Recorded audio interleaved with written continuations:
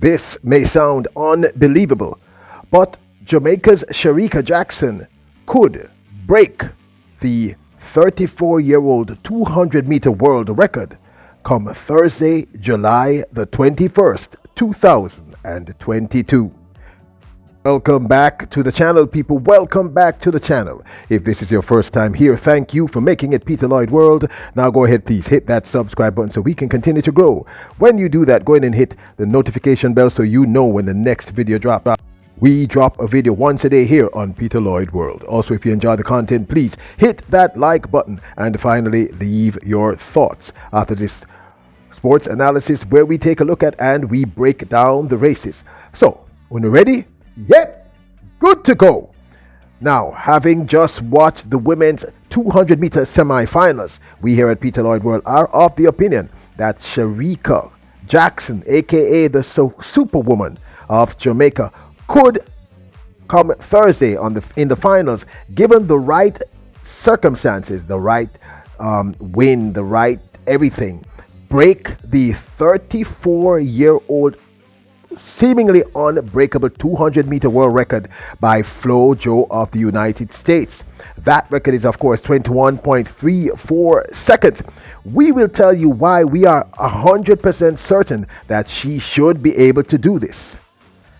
I'd love to know if you agree. Jamaica's Shericka Jackson, the Superwoman, cantered, I literally mean cantered. One could even say jogged to an astounding 21.67 seconds to win Heat 1 of 3 in the women's 200-meter semifinals being held in Oregon. People, I have never seen anything like this in my life. This young lady cantered to a 21.67, shutting down, based on the stats, roughly 100 meters into this 200-meter race. She jogged the last 100 meters and ran 21.67 seconds. So we're going to take a quick look back at the race. Now, of course, I can't really show you the race because of copyright infringement issues, but we'll go through some of the stills. Are you ready? All right. Now, she did run really hard for the first 100 meters. Let me state that. At the starter's gun, Shericka Jackson was out like a rocket. Wow, this might have been the best start we've ever seen her do in a 200 meters. By the 30-meter mark, she was up on the entire field. By the 120-meter mark, going into that final 100 meters, she had pretty much shut down her race. It was a sight to behold. Absolutely magnificent. She went to the line a clear 5 meters ahead of the entire field. Now you can see her in the stills. This is her getting out of the blocks, and she was away almost by herself, as I said, within the first 30 meters. Her transition was near textbook perfect on the curve, as you see here. That's what I reference when I say the transition. And as you can see, she was just moving really, really well. She ran, but nothing close to what she can possibly do. And she really did shut it down 80 meters out, running an astounding 21.67 seconds. Everyone went into shock. Now you can see here that she actually shut down perhaps a little earlier. Now we saw her run a similar race at the national championships where she ran that fantastic 21.55. And she said she could have corrected a few things, which clearly she did. Let's take a quick look back at that 21.55 at the National Stadium in the National Championships.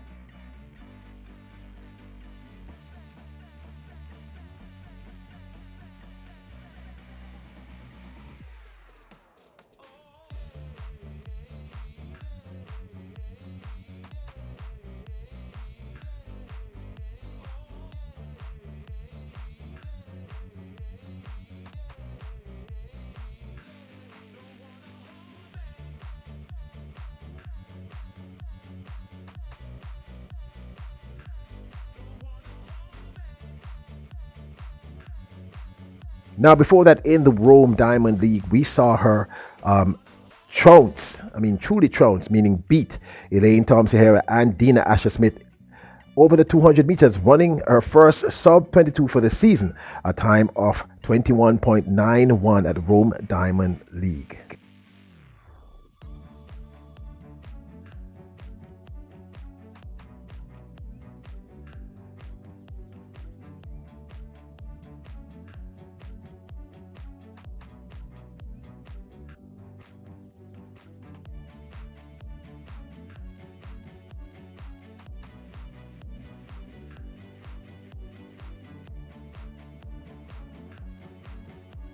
Now, of course, this is just my 2 cents. Let me tell you why I think she can actually break that, what we thought was an unbreakable world record. First up are these massive leaps and bounds in times, from that 21.91 that you just saw to the 21.55 to that 21.67. Now, I know the 21.67 is not a sub 21.55, but it's the manner in which she executed that race. She honestly wasn't running. In the first round in the heats, I said to you that she wasn't even using her arms, her upper body, which are essential when you're running the last 100 meters in a 200 meters.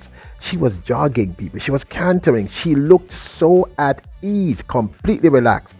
No, and this says that she has a tremendous amount left in her legs. Now, imagine when she gets that rest. Okay, I'm jumping ahead of myself. So that's the first thing. It's the massive leaps and bounds in terms of her times. The second thing is her technique. If you look at her technique in the Rome Diamond League, you know, she was making a lot of mistakes. The transition, she was rocking from side to side. Just look at her technique. At the national championships, she improved her technique immensely, but still it needed work. When you saw her in the heats earlier on here in Eugene, Oregon, her technique was cleaned up and much better. And in tonight's semifinals, her technique looked remarkable. Tonight or tomorrow, tonight's semifinals, because that's when I'm doing this video, people. So that's the first two things, the leaps and bounds, and obviously her technique. She has cleaned up the little mistakes here and there. She has cleaned it up. The third thing, which I've already discussed regarding Shericka Jackson. Shericka Jackson is a 400-meter runner. So she has the advantage of tremendous strength. And I explained to you in a previous video that it's not that you improve your top end speed in a 200 or 100 meters. That's almost physiologically impossible. But what you do is, if you have enough strength and stamina, which she clearly does, it means that you will fade far slower than everybody else that you're running against. And I'm telling you, she is in tip-top shape. You can see this just by how she's running. She doesn't look winded, people. You do not run a 21.67 seconds and you don't look winded. It just doesn't happen. That's an insane time. That actually is the second fastest time for the 2022 season. Are you understanding that? Abby Steiner has the third with 22.7 seconds to 22.77, and she now has the fastest 21.55. I'm sorry, Abby Steiner ran 21.77 to be the third. The 21.67 that she just ran now makes her the number 2 time so far, and her 21.55, which is her fastest. So stamina, a cleaned up race, and the massive leaps and bounds in terms of her times. Those three reasons are three of the primary reasons why I think she will be able to break that record given the right atmosphere. Now here's a fourth reason. She's going to be running against three of the fastest women over the 200 meters in history. And I want you to listen to the three. Dina Asher Smith. Trust me. 2. Shelly-Ann Fraser-Pryce. 3. Elaine Thompson-Herah. Whenever these athletes are under pressure, they run way faster. This is going to be a super fast race. And Shericka Jackson knows she can't canter in the finals. She has to go hard. In the next video, I'll tell you why. So the fourth reason is the pressure she's going to come under from these three magnificent athletes. That is Dina Asher Smith, Shelly-Ann Fraser-Pryce, and Elaine Thompson-Herah. Now, there is a final ingredient that will give her a boost, so to speak, towards breaking that 34-year-old seemingly unbreakable 200-meter world record of 21.34. And this is it. She has 24 hours, actually 48 hours to rest. In other words, between today and Thursday, she will be able to rest and do all the necessary recovery, so that when they all hit the tarmac on Thursday the 21st, everyone will be fresh. Imagine this young lady fresh. Remember, and of course, here's the final reason. The times that we saw her run, remember this. On Sunday, she won a silver medal over the 100 meters, running the fastest 100 meters she has ever run in her life of 10.73. That takes a lot out of those legs. Then the following day, she had to come and do the heats, and then tonight, she had to come and do the semifinals. Believe me, that takes a lot out. So imagine her fresh. People, she can do this. Now, I honestly believe on the 21st of July 2022, Thursday, in Eugene, Oregon, Shericka Jackson can break that seemingly unbreakable 200-meter 34-year-old world record. Now, those are the pros. Let's discuss a few of the cons. One of the cons is the conditions at Eugene has to be perfect at the stadium. If she's running into a wind, a -1, -6, -1 point something, that's going to be a huge problem. Preferably, we would prefer if she has like a +1.5, 1.6 wind gently pushing her forward. So if the condition, if it's cold, if it's wet, if it's rainy, that can all work against her breaking this world record.